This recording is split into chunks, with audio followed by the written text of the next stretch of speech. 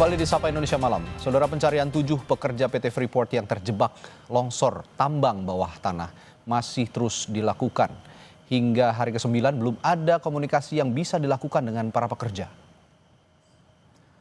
Upaya penyelamatan 7 pekerja masih menghadapi tantangan besar. Lokasi pekerja yang terjebak longsor masih sulit dijangkau. Tim evakuasi bahkan sudah mencoba membuat lubang untuk memasang kamera demi mengetahui keberadaan 7 karyawan tersebut. Namun hingga kini hasilnya belum terlihat jelas.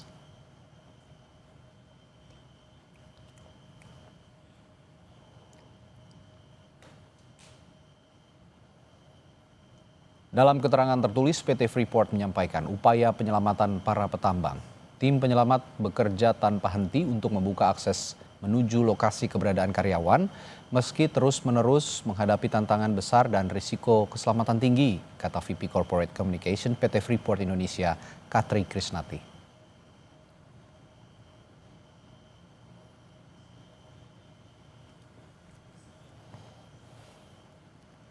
Saudara, pasca dilanda longsor, Menteri ESDM Bahlil Lahadalia menyebut operasional tambang PT Freeport Indonesia dihentikan sementara. Fokus dialihkan untuk mencari 7 pekerja yang dikabarkan masih terjebak di tambang longsor. Bahlil Lahadalia bilang telah melaporkan situasi soal terjebaknya pekerja di tambang milik PT Freeport Indonesia. Ia juga menyebut seluruh aktivitas pertambangan dihentikan sementara karena fokus untuk pencarian para korban.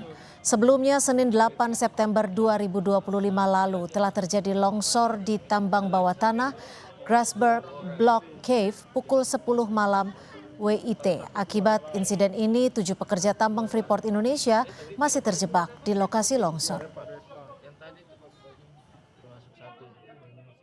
Sekarang berhenti sementara. Semua fasilitas personil semua lagi fokus untuk bagaimana menangani bencana yang ada di sana. Ya, dan saya sudah melaporkan kepada Bapak Presiden dan tim kami sudah ada di Timika sejak beberapa hari yang lalu. Nanti kita menunggu laporan perkembangan terakhirnya. Tapi orang di dalam masih dalam posisi terjebak dan belum ada informasi dan proses pencarian masih tetap di dalam. Beralih ke